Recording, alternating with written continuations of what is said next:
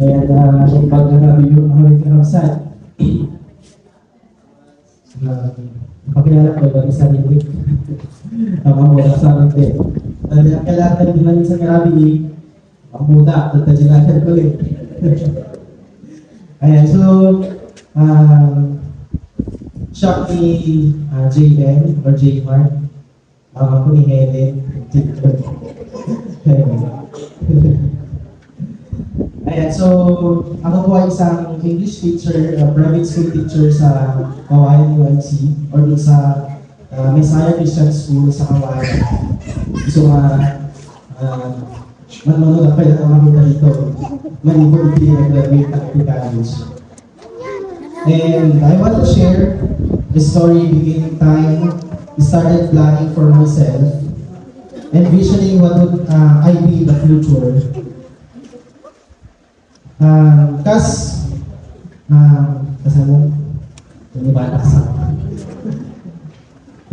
I was raised in a less affectionate or less expressive family. Where sharing our emotions is awkward. Muli kapsat, amok na makarelate ng Maya kung gana UMN, WSCS. No, mapansin mo kakapsat, di pamilya hindi mo una, nakailan una yun. Hindi mo una, sharing our emotions is awkward. Mas lahat nga, hantay unay na open, no, yung timariklik na tayo, yung pamilya tayo, mamati kayo nakaan. Mamati kayo, pasarang kayo dyan. And because families before strictly clung into cultural norms, gapo kami iti tradisyon, iti kultura tayo kapsa, gapo nag-jacket na kasama. But I know that these cultural norms doesn't make the love of my family less. When I was little, malagi ko kakabsat, while nararaming that time script ko, kung malagi ko itubing na, iba na yung itibangir, ilang bakit ni kalsada, itatiba na yung hindi. Emotional restraint was valued. Showing strong emotions sometimes seen as a sign of weakness or lack of discipline. Parents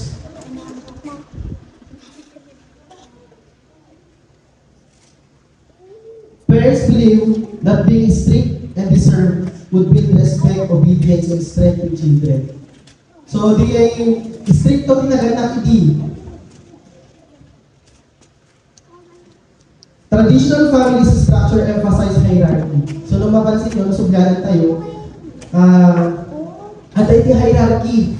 Ano di ay? Parents commands and children obey. Noon yan, ibaga tinaganak tayo, isut-isurutin tayo. Hanya mabalik nga, hantay mabalik nga agdamag nga paykas dyan. Mamati kayo ang kamsa.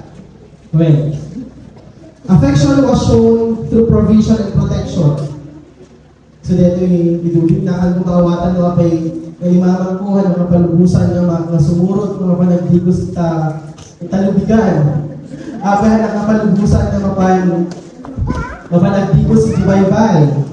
Gapo ka kakabsan. Iso dahil dyan iti way, hindi pa nang ipakita at panagaya. Kasi hanga may ipakita iti hugs with verbal affirmations. At ba niya uso iti love language, kung punagay dat nga words of affirmation. At ba niya uso iduding na kami, so wala ko pa yung palasan. Kapag sinabi ng mga magulang natin noon, no, yung baga na kapuraw-puraw, hanggang balik nga ng isip. Kailangan naman ko dito. Pero may isang kakagsan. At ay hindi na minsan niya bakasyon na gawin na, kunan ni Ate, kung kung na na. Mama, di ba kapag pinapagalitan ka mahal ka, kapag pinapagalitan ng mga magulang o ng guro, ay ibig sabihin daw ay mahal ka. Kung nakatipan pa nun ko, katawa na. It's a prank, it's a trap. So parang kasi na sobrang tayo pa nagaya ko kasi na kapsa ta dapat pumalis ka muna. Daw na sitting ka, di ba? No, binawag na kani mga dibit no ba o na kani mga ti naganak tayo din. Hal ka mabalik nga sakit, ka mabalik nga tantrang sa kaslaw bitat ta. Hal ka mabalik nga agkusay-kusay na baba. Tapay, karkaro na bangutin na ka. Di ba? You are not allowed to run as if you are complaining. You are not allowed to choose. Huwag ka mabalik niya, pili-pili. As if you are ungrateful. Magpili ka, hindi basta mo, dahil tigatangin na kanya, tapos agpili ka, kanya mabalik. Nangyayita na kanya, you should be grateful. I was raised where emotions are at least priority and emotions were controlled. Before, I do not understand these ways of life, but because of this, I have learned to envision, I have learned to set goals, I have learned to plan, and I have learned to prioritize responsibility over feelings, and most especially, I have learned to discipline myself. Planning was a crucial part of our lives. Di ba, Kapsan? Napataglaunan na anda ipala tayo tibyan. We often ask ourselves, kanayon tayo alam na agad, 5 years, 10 years from now, sino pa? Mga seminars natin sa schools, di ba tinatanong, mga career guidance natin sa school, nung high school pa lang ako tinatanong, 5 years from now, sino ka na? Yung 10 years from now, sino ka na bilang AJ? Parang talagang matanongan eh.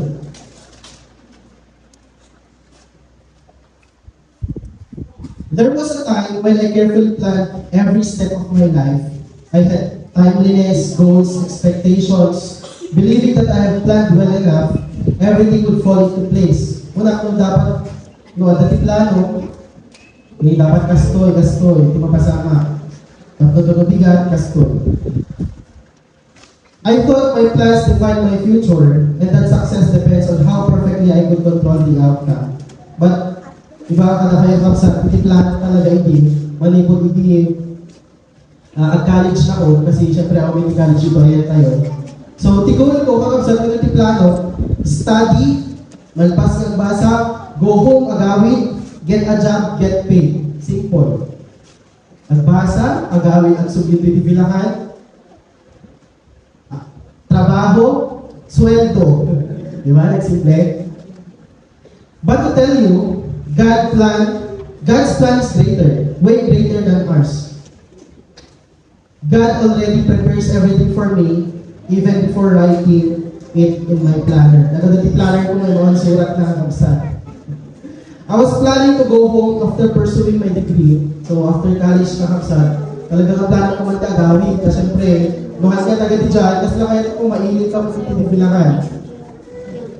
But month before my graduation, so August ang graduation, month before August.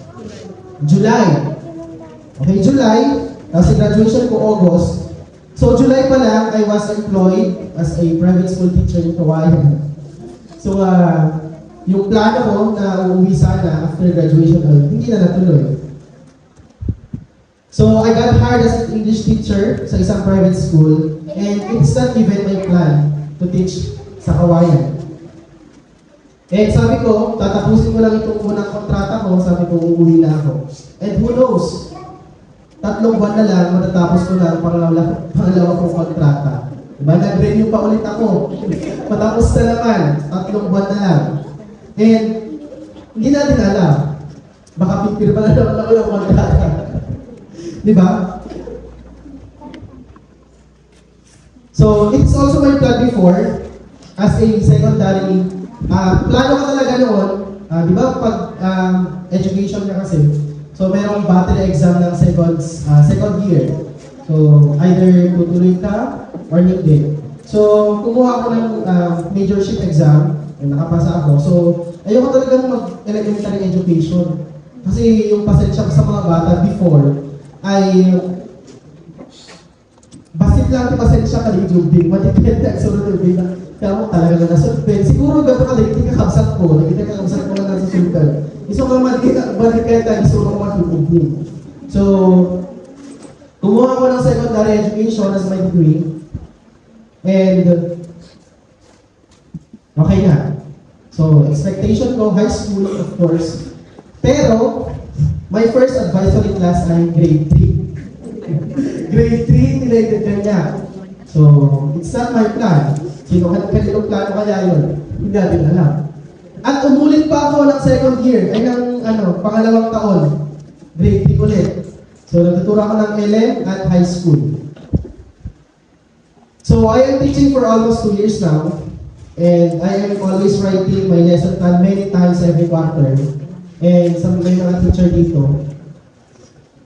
Okay, so, serious questions sa mga teacher, Ma'am Jocelyn, Ma'am Jenny, mga teacher ko before. Ayan. So, kapag ba nagsusulat tayo ng lesson plan ay nasusunod natin as is? Di ba? Hindi. Yes. The answer is no. Hindi natin yung nasusunod because a lesson plan serves as a guide or a roadmap for a teacher, not a fixed script that must be followed word for word. In a real classroom situations, many factors can affect the flow of the lesson, such as the student's level of understanding. Kung nag-flow the lesson plan mo, dahil talagang makaw-awat, dahil talagang taray-taray, basta.